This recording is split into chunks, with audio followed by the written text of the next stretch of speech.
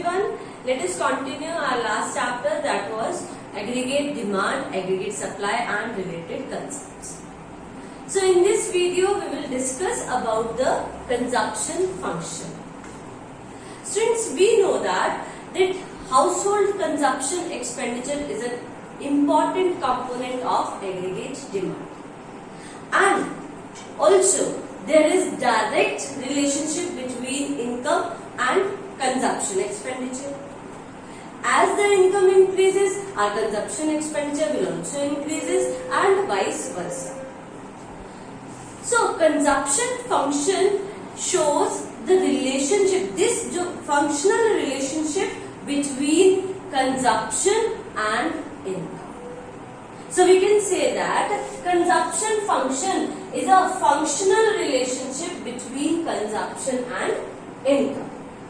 कि कंजप्शन और इनकम के बीच में जो फंक्शनल रिलेशनशिप शो करे, that is called consumption function, and it reveals the behaviour of household consumption expenditure with respect to the level of income. ये हमें बताता है कि किस तरह से जो हाउसहोल्ड कंजप्शन एक्सपेंडिचर है वो इनकम के साथ, जो लेवल ऑफ हमारे income, different level of income रहती है, उनसे किस तरह से रिलेट है. अब for the study of behaviour of household consumption expenditure with respect to the level of income, some economist they have given us some points that we should keep in our mind, कि कुछ points है जो हमें mind में रख के चलना है. First point, that there will be always a minimum level of consumption even when your income is zero. कि अगर हमारी इनकम जीरो भी है तब भी वहां पर भी हमारा एक मिनिमम लेवल ऑफ कंजप्शन रहता ही है. जैसे कि अभी का टाइम देखो, अब यहाँ अब जो है इतना सब कुछ बंद है, पूरी इकोनॉमी बंद है, किसी की कोई इनकम नहीं हो रही है. इस टाइम पर हमारी इनकम क्या है? बिल्कुल जीरो, काम बिल्कुल बंद पड़े हैं, लॉकडाउन चल रहा है.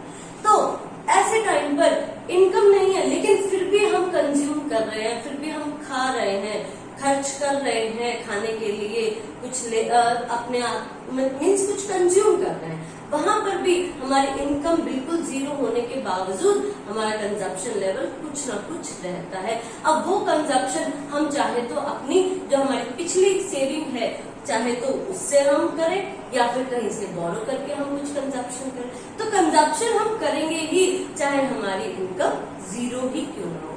इसीलिए आपका कभी भी कंजप्शन कब होगा, वो जीरो से स्टार्ट नहीं होगा. ठीक है.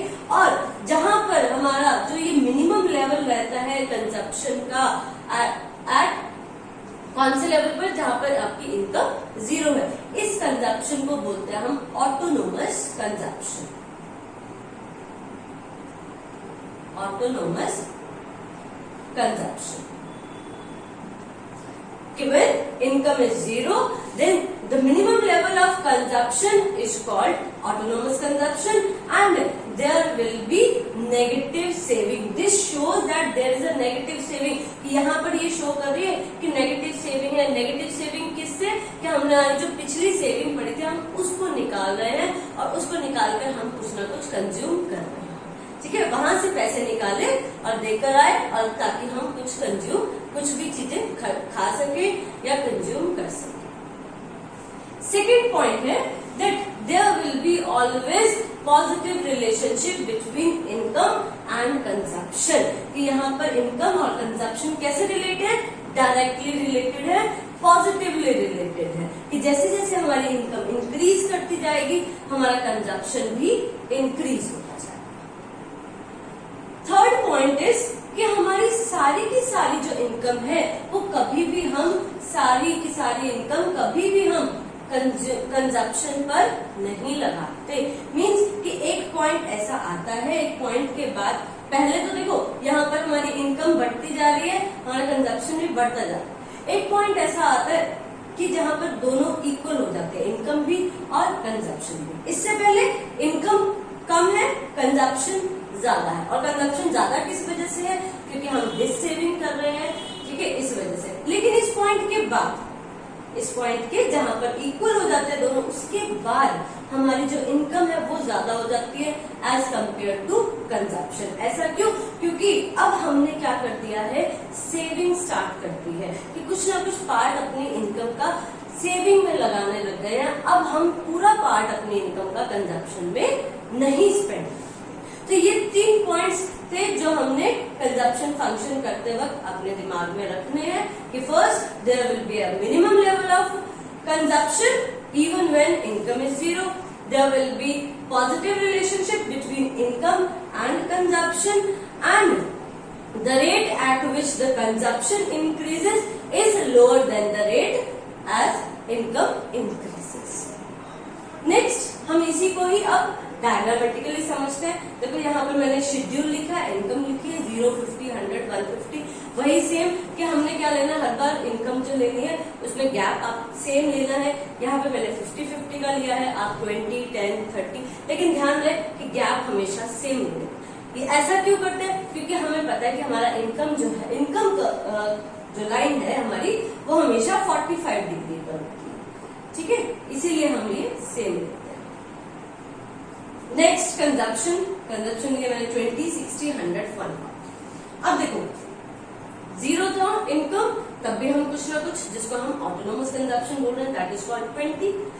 देन 50 इनकम, 60 कंजप्शन, यानी कि 50 रुपीज तो जितनी इनकम थी हमने वो खर्च कर ही दिए, और 10 रुपीज क्या किए, डिश सेविंग की, पहले के पड़े हुए थे हमारे पास वो और निकाले और तब हमने कंजप्ट किया। अब इस लेवल पर ये जहां पर इनकम क्या हो गई है, इक्वल हो गई है हमारी कंजप्शन, यहां पर दोनों मीटर पर जाएंगे।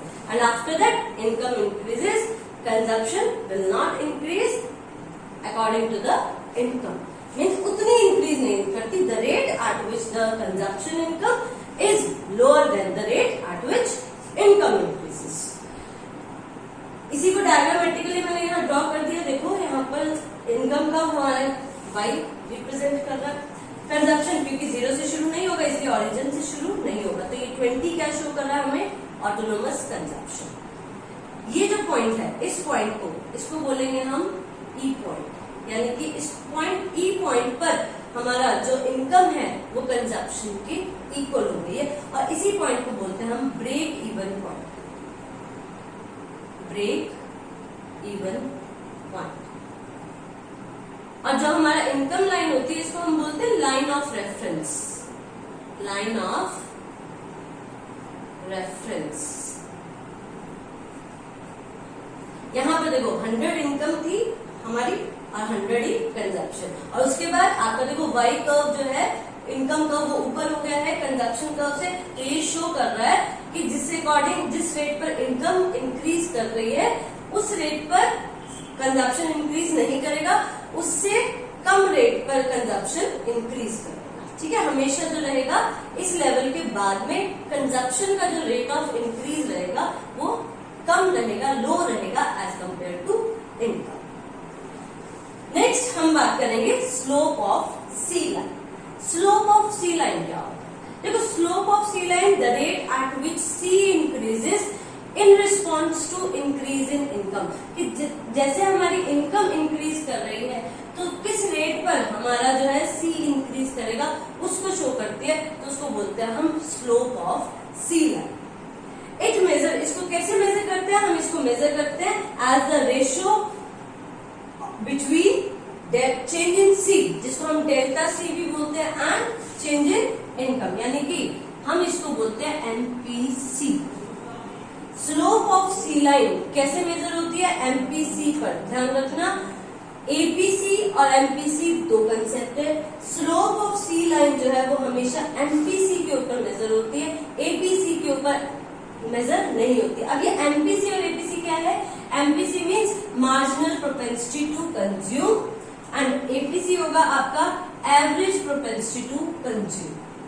मार्जिनल प्रोपेंसिटी टू कंज्यूम का फॉर्मूला है डेल्टा सी अपॉन में डेल्टा वाई इनकम, जबकि एपीसी का फॉर्मूला है आपका सी अपॉन वाई।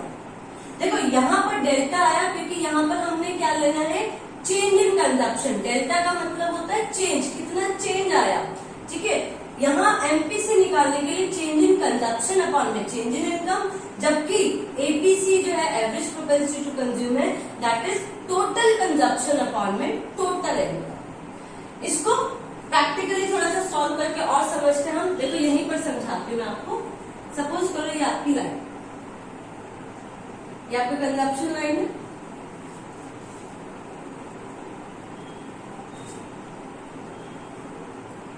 सी। इस पॉइंट पर 100 था। अब जैसे ही इनकम क्या हुई 50 हुई, 150 हुई, इनकम इंक्रीज कर दी और हमारा कंजप्शन भी इंक्रीज करके कितना हो गया 140।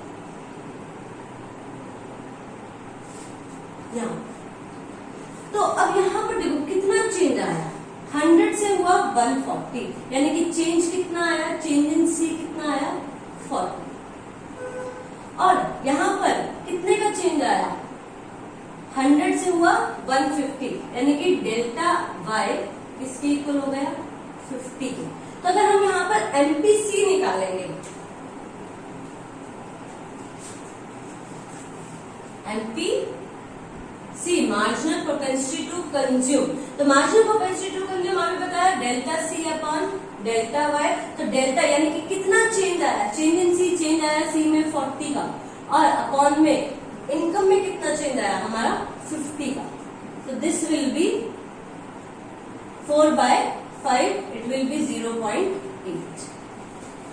तो ये आ गया आपका एमपीसी। और slope of C line, we will always measure slope of C line at MPC.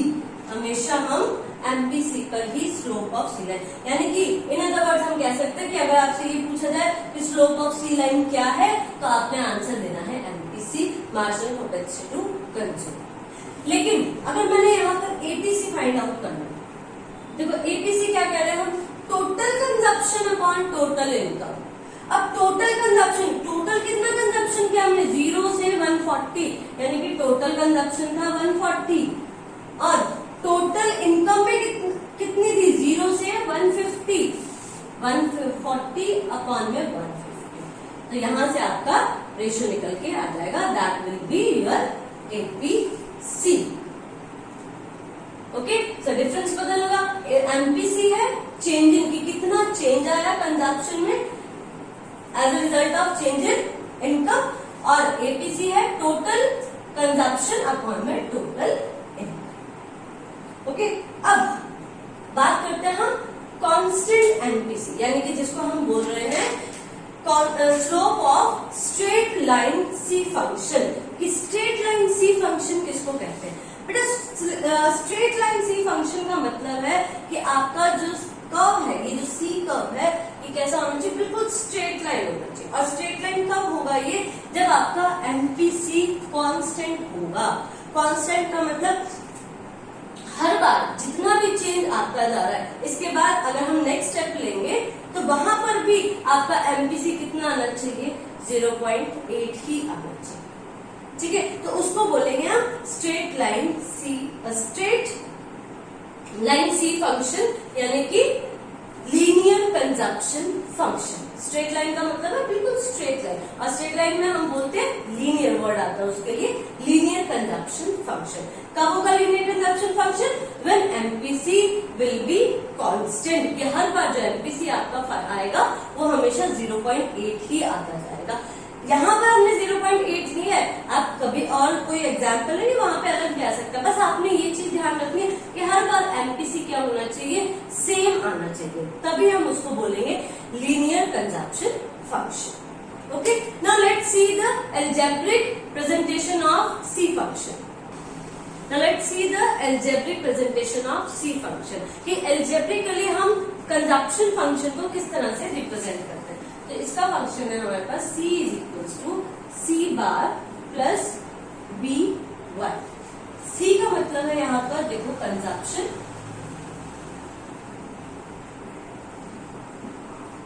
C bar represent कर रहा है हमें ऑटोनोमस कंजप्शन,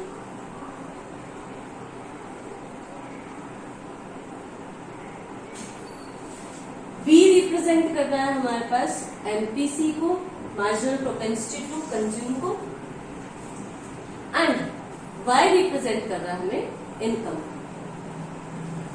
इनकम।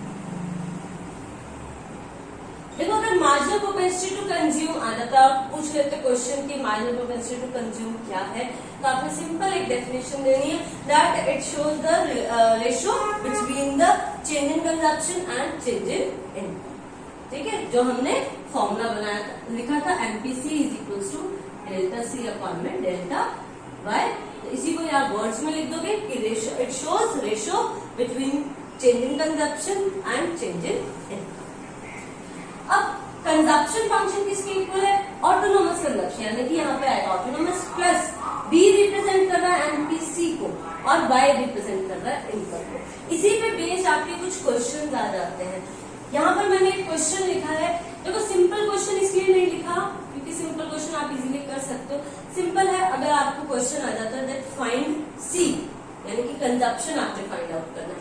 आपको ऑटोनोमस कंजप्शन गिवन होता, एमपीसी गिवन है, इनकम गिवन है, तीनों को वैल्यू प्लेस कीजिए और सॉल्व कर दीजिए, वहां से सिंपल कंजप्शन आता है। लेकिन यहाँ पर मैंने क्वेश्चन लिया है, इसको थोड़ा सा मैंने मोल्ड कर लिया है। यहाँ पे हमने ऑटोनोमस कंजप्शन निकालनी है, हमें कंजप्शन गिवन है 700, एमपीसी गिवन है 0.5 और इनकम गिवन है 1000। इसी तरह से आपके क्वेश्चंस में थोड़ा और भी मोड आता है, मीन्स आपके ये जो 1 2 3 4 कंपोनेंट्स दिए हुए, 4 में से कोई भी एक फाइंड आउट करने के लिए पूछ सकते हैं और बाकी 3 आपको वहां पर गिवन। ठीक है, चलिए इसको सॉल्व करते हैं क्वेश्चन को। सी बार आपको निकालना, ऑटोनोमस कंजप्शन निकालना। हमें पता है that C, we know that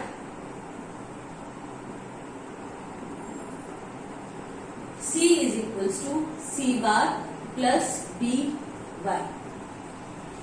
Now here c is given, c is 700, c बार हमने फाइंड आउट करना, तो ये एज इट इज रख देते हैं, प्लस b क्या है हमारे पास एमपीसी, और एमपीसी कितना गिवन है 0.5, 0.5 मल्टीप्लाई बाय इनकम, इनकम है हमारे पास 1000, so 700 is equals to C bar plus decimal remove करेंगे 10 इंटू में 1000, 0 से 0 cancel, 700 is equals to C bar plus 500। तो यहां से सी बार की वैल्यू क्या आ गई 700 माइनस, इस साइड आएगा 500 तो माइनस का हो जाएगा, is equals to C bar, it will be 200। यानी कि ऑटोनोमस कंजप्शन कितनी आ गई हमारे पास,